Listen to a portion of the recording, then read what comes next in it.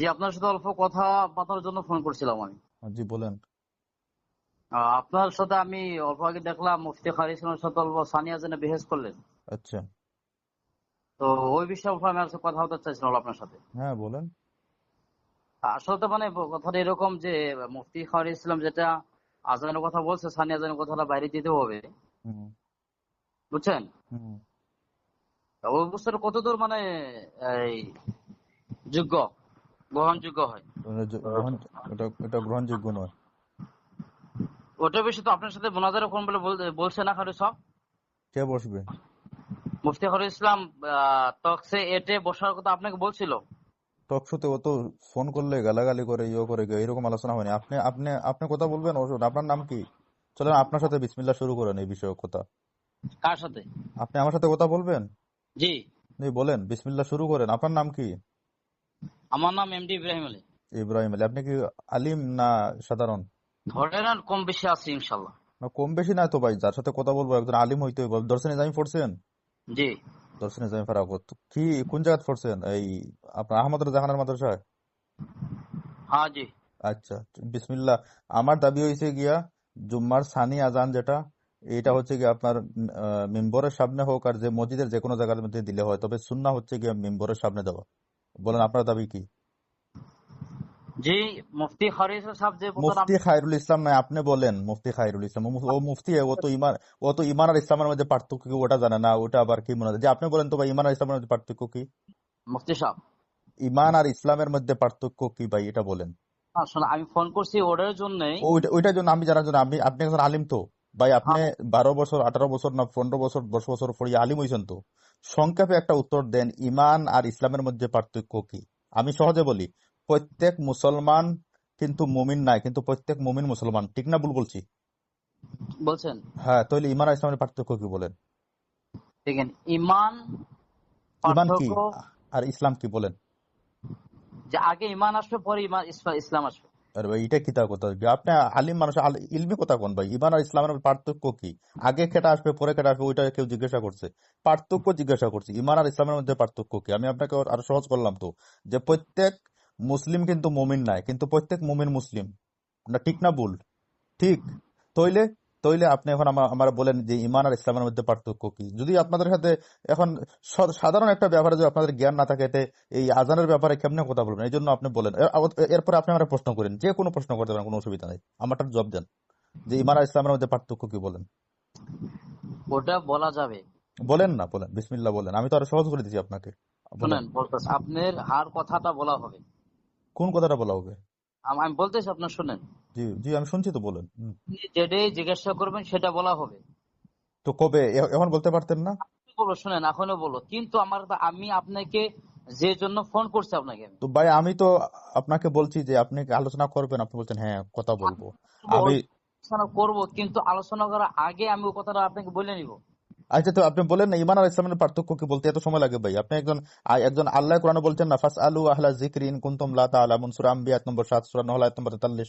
তুমি যদি না জানো জ্ঞানীদের কাছে জিজ্ঞাসা করো। আর মুনাজারার উসুল আল্লাহ বলছেন উদু ইলা সাবিলি রাব্বিকা বিল হিকমা ওয়াল মাউইজাতিল হাসানা ওয়াজাদিলহুম বিল্লাতি হিয়া আহসান। হ্যাঁ, তো এখানে আপনাদের কাছে কি ওই দলিল আছে কিনা? আপনি কি ওই রকমের ম্যাচুয়ার্ড কিনা? আপনি, আমি তো আপনাকে চিনি না, আপনি তো আমাকে চিনে ফোন করেছেন।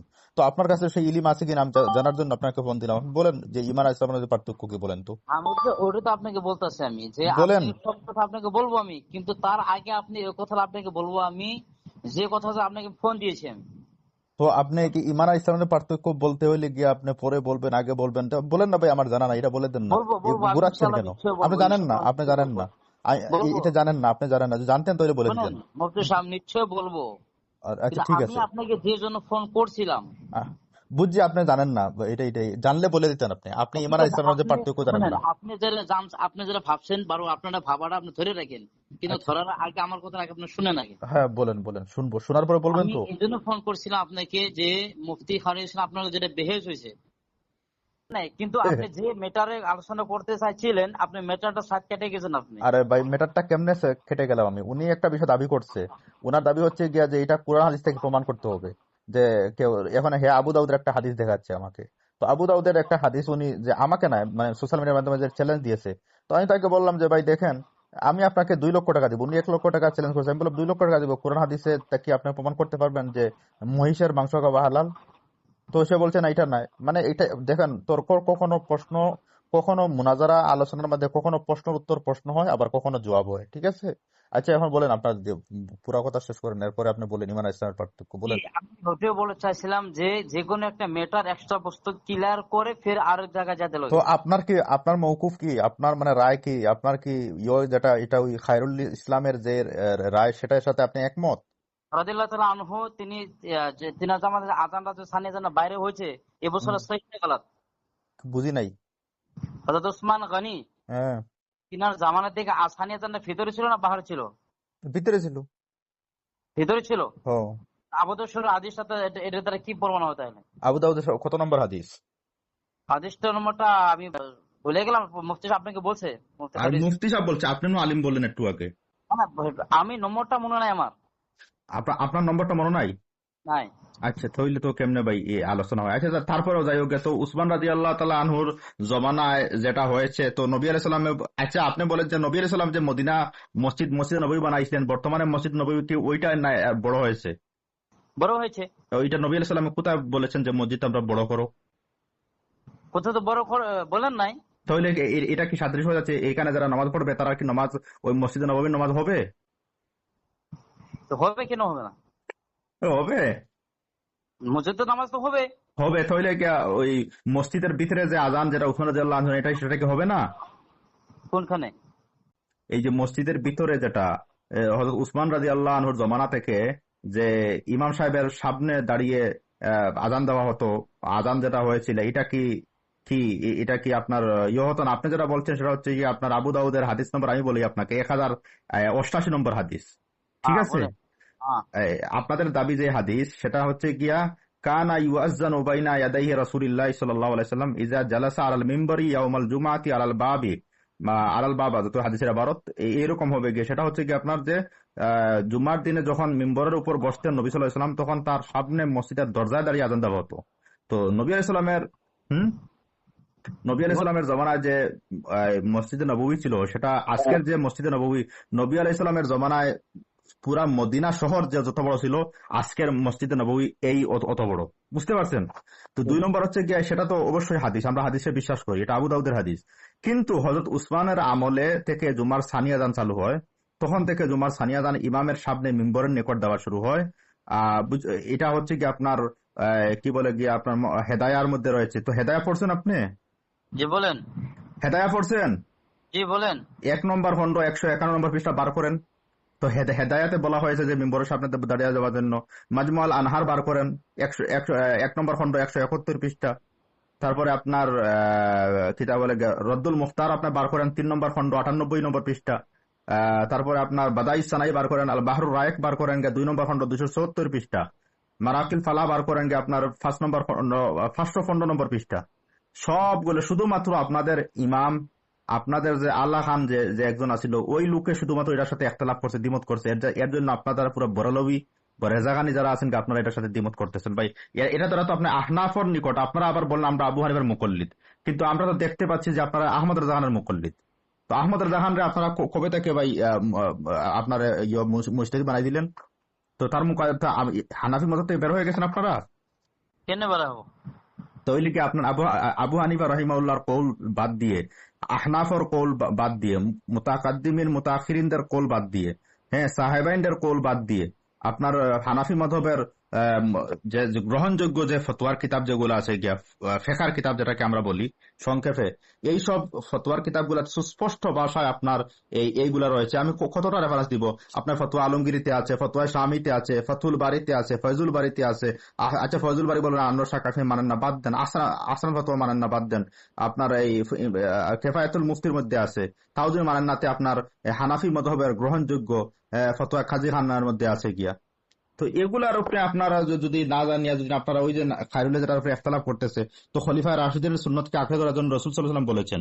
তো তারাবির জমাত রাসূল সাল্লাল্লাহু আলাইহি ওয়াসাল্লাম আপনারা কি হাদিস থেকে প্রমাণ করতে পারবেন যে তারাবির নামাজ নবী সাল্লাল্লাহু আলাইহি ওয়াসাল্লাম জমাত করতে বলেছেন বা করাইছেন?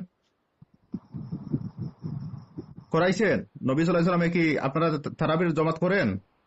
তারাবির নামাজ পড়েন? জি। ও, এটা পড়তে কে বলছে আপনাকে? কোনটা? তারাবির জমাত পড়তে কে বলছে? এটা তো সাহাবী করতে, এটা তো রাওয়াইড হয়েছে না। কিতা হইছে? এটা তো তারাবি জামাতটা তো সাহাবী থেকে তো রাওয়াইড হয়েছে। তো তো আজানটা তো সাহাবী থেকে রায় হইছে কে, তাহলে সমস্যা কোথায়? তো সমস্যা, সমস্যা এক জায়গায়। কোনটা? সমস্যা এটাই যে যে কোনো দেখেন, যে কোনো ইখতিলাফ যদি মসলা আছে, একতলাফ মসলা কই, কোনো একতলাফই তো নাই। আর আপনারা কি যদি নবী আলাইহিস সালাম তিরমিজিতে বলছেন আমার সুন্নতকে আমার পরে আমার খলিফায়ে রাশিদিনের সুন্নতকে মাড়ির দাঁত দিয়ে আঁকড়ে ধরবে। ও খোলাফায়ে রাশিদিন আল মাহদিয়িন, হেদায়েত প্রাপ্ত খলিফায়ে রাশিদের সুন্নতকে আঁকড়ে ধরার জন্য রাসূল সাল্লাল্লাহু আলাইহি ওয়াসাল্লাম বলছেন মাড়ির দাঁত দিয়ে ধরার জন্য। তো আপনারা উসমানের সাথে ইখতিলাফ করতেছেন, আপনারা কোন ধরনের মুসলিম ভাই? হ্যাঁ, নাই মুফতি সাহেব শুনেন, হুম। আল্লাহ নবী সাল্লাল্লাহু আলাইহি ওয়াসাল্লাম জামানাত আজান কোনো ভিতরে ছিল না। তো আল্লাহ রাসূল সাল্লাল্লাহু আলাইহি ওয়াসাল্লাম কি জীবনে আজান দিয়েছেন ভাই? একটা হাদিস প্রমাণ করতে পারবেন? তো উমর রাদিয়াল্লাহু আনহুর জমানায় তারাবি শুরু হইছে, জমাত হ্যাঁ, জমা শুরু হইছে। এটা লইয়া ইখতিলাফ আছে আপনার? না নাই। নাই তো কেন না? এটা তো কোরআন হাদিসে কোন জাত লেখা আছে? এটা তো আপনারা বলছেন কোরআন হাদিস থেকে প্রমাণ করার জন্য। তো ওহী ভাই, ওহী কি উসমান রাদিয়াল্লাহু আনহুর উপরে অবতীর্ণ হতো না মুহাম্মদ রাসূলুল্লাহর উপর অবতীর্ণ হতো? আর না, আপনি দেখেন একটা কথা কি দেখেন, যে একটার পরে আর একটা যদি আপনি মেসাল দিতে যান তাহলে অন্য হাদিস এখানে আইয়ে যাবে। তো কিরকম আপনারা আপনারা কি ওই খায়রুল বলছিল যে হে সিয়াসিত্তা, ভাই সিয়াসিত্তা কে, আপনারা কি সিয়াসিত্তা ছাড়া হাদিসের কিতাব মানেন না? মানে কেন মানো, ইনশাল্লাহ জরুর তো মানি। আচ্ছা, তো সে বলতে সিয়াসিত্তা, এই সিয়াসিত্তা কথাটা ভুল না সঠিক ভাই? কোনটা? এই সিয়াসিত্তা বলা না না, দেখেন হাদিস সিয়াসত মানতে হবে, আরো আগের কিতাবও মানতে হবে। সিয়াসিত্তা বলা ঠিক না ভুল? কোনটা ওই বলাটা?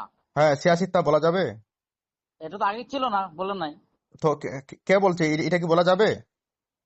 এটা তো আমরা যখন লেখাপড়া করলাম তখন বলছে এই বছরটা, তখন আমরা আচ্ছা, লেখাপড়া পড়ছেন আপনি, এটা কোথেকে শুনছেন আপনি সিয়াসিত্তা?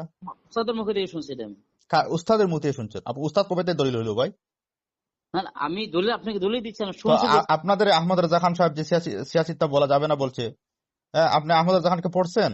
আহমদ রাজা খান সাহেব বলছে যে সিয়াসিত্তা বললে অন্যান্য হাদিসের করা হয়, এই জন্য অন্যান্য হাদিসের কিতাবে ছোট করা হয়, সেই জন্য বলতে হবে কুতুবে সিত্তা। অনেক বড় বড় উলামা একরাম ফকিরা কেউ না ইবনে মাজাকে আপনার সিয়াসিত্তার বা কুতুবে সিত্তার অন্তর্ভুক্ত মনে করে না, কেউ মুয়াত্তা মালিকরে মনে করে। হ্যাঁ। তো ভাই হুম, আসল বিষয় হচ্ছে গিয়া আপনার যে বলছেন যে এই সিয়াসিত্তার পরে অন্য হাদিসের কিতাব আছে হিসেবে মানতে হবে। তো এই খায়রুল সে নিজে একজন আলিম দাবি করে আর তার মধ্যে এতটুকু জ্ঞান নাই। আচ্ছা ভাই, আপনারা বলছেন কোরআন হাদিস থেকে ইখতিলাফ করলে হবে না। আমি তাকে একটা প্রশ্ন করেছিলাম যে মহিষের মাংস খাওয়া হালাল না হারাম, আপনি বলেন। হালাল এটা। হালাল। এটা আপনি কোরআন হাদিস থেকে আমার প্রমাণ দেন, কোরআন হাদিসে কোন জায়গায় লেখা আছে যে মহিষের মাংস খাওয়া হালাল? আপনি মহিষের আরবি কি হবে? দেখেন পশুটা খাওয়া হালাল না, হালাল না কি, হালাল কি না কি কোন হাদিসের জবাব দিতে হবে, তাই তো? হ্যাঁ, দেন, জবাব দেন। আপনি এই জবাবটা দিতে আপনাকে যে লগলে দিতে হয় এটা তো না, এটা তো আচ্ছা, আপনার লগে লগে দিতে হবে না, শুধু এতটুকু বলেন যে মহিষের আরবি কি হবে? গরুর আরবি তো বাকারা, মহিষের আরবি কি হবে বলেন তো? এটা আমার মনে নাই বর্তমান। তো আপনি আলিম হইছেন না, আপনাদের মাদ্রাসাগুলাতে কি এই এতটুকু ইলিম অর্জন করছেন? আর সত্য কথা ভাই, একটা কথা বুকে হাত দিয়ে বলেন, এই আপনাদের যে রেজাখানি বা রেজাখানি ফিরকার মধ্যে আপনাদের মধ্যে ভালো কোনো আলিম নাই, শুধু সাফাবাজি আর গালাগালি আর মারামারির মধ্যে এক নম্বর আপনারা। খারাপ পেয়েন না আমার কথায়? আপনি বুকুতে আরেক হাত দিয়ে কথা কয়ে দেখেন এই কথাটা সঠিক না ভুল। আমি শুধু আপনার হানি ভাস আর এই যে বর্তমানে যে দেশের অবস্থা, সে বলছে দেওবন্দীদের কারণে নাকি। আরে দেওবন্দি উলামা একরামের স্বাধীনতা অংশগ্রহণ করছে, তাদের মাধ্যমে এই দেশ স্বাধীন হয়েছে, আজকে ঠিকই আছে গিয়া। আর এই যে আহমদ রাজা খান সাহেব তো শুরু করছিল এই তাকফিরাত যে বিষয়গুলা, হুসামুল হারামাইন আরো এইসব ইয়েগুলা করেছে। আজকে এই আপনাদের আসামের যে অবস্থা, মাদ্রাসা বন্ধ হয়ে গেছে, এই দেখি কি কি চলছে। এর মধ্যে যে আপনারা এই যে নতুন নতুন একটা বিষয় নিয়ে মীমাংসিত বিষয়গুলা নিয়ে যে আবার বিতর্ক করা, এটাই কি কতটুকু? তো ওই মোস্তফা কামাল আহাকারী একটা লোক বের হয়েছিল, এইটা যাইতে না যাইতে তার ফুফাতো ভাই নাকি এখন আরেকটা খায়রুল বার হয়েছে, আপনারা তাকে সাপোর্ট করতেছেন, সে মানে নাকি আমরা, মুফতি। হ্যাঁ মুফতি সাহেব আপনার সাপোর্ট করি না আমরা, সেদিক ফোন এই জন্য করছিলাম যে দুটা একসাথে বসে কি প্রশ্নটা সমাধান করা যাবে কিনা, এই জন্য আপনি ফোন এই করছিলাম। লোকটার সাথে এটা হচ্ছে যে আস্থা মূলে একটা কমজাত এই লোক। এই লোকের চেহারার দিকে তাকাইলে আপনি বুকে হাত দিয়ে কথা সত্য কথা কয়েন, আমার কথা নয়। এই লোকটার মুখের দিকে তাকাইতে কি আলিম বোঝা যায় আপনি বলেন? আমি আমি আপনাকে মানে মধ্যখানে তাকিয়া বলতেছি, এই একজন আলিমের মুখের দিকে তাকাইতে সে আলিম কিনা বোঝা যায়। এই যে খায়রুল নামক যে লোক আছে, এর মুখের দিকে তাকাইতে কি আলিম মনে হয়? দেখা যায় একটা মানে কি বলবো কি রাস্তার একটা ভুলাবান। ওর মুখের দিকে তাকান, একটা মুখের মধ্যে আলিম হলে মুখের মধ্যে একটা সৌন্দর্য থাকে। ওর দিকে তাকাই আমি আমি আপনাকে বলছি না যে আপনি আমার পক্ষে যা বলেন, আপনি বুকে হাত দিয়ে কথা বলেন যে ওইটি কি আলিম, ওর ভাষা কি আলিমের ভাষা হয়? দেখেন আলেমের ভাষা সবসময় ভদ্রতা হওয়া লাগে, এটা আমি এই লোকটা যে কথা বলছে, একটা যে ইশকাল করলে যে আরেকটা চলে আসে সেটা বুঝে না। দেখেন নবী সাল্লাল্লাহু আলাইহি ওয়াসাল্লামের জমানায় কিন্তু আজান হতো মসজিদের বাইরে, অক্তের আজান, ঠিক না ঠিক ভুল? ঠিক না ভুল? বলেন। বর্তমান সময়ে মসজিদের ভিতরে মাইক আনার কারণে আজান কোথায় হচ্ছে? অধিকাংশ মসজিদে ভিতরে হচ্ছে, ভিতরে হচ্ছে। এটা কোন দলিলের ভিত্তিতে এটা সাবিত হয়েছে? আপনারা সাবিত করতে পারবেন? না এটা সাবিত হবে না। হবে না। তাহলে এই যে বিষয়গুলো যে সে যে বিষয়গুলো নিয়ে আসছে, এটা কি আপনারা বলেন যে ওটা কি উসমান রাদিয়াল্লাহু আনহু নবী সাল্লাল্লাহু نانات بك لشکر صدقا وفاك پیکر علماء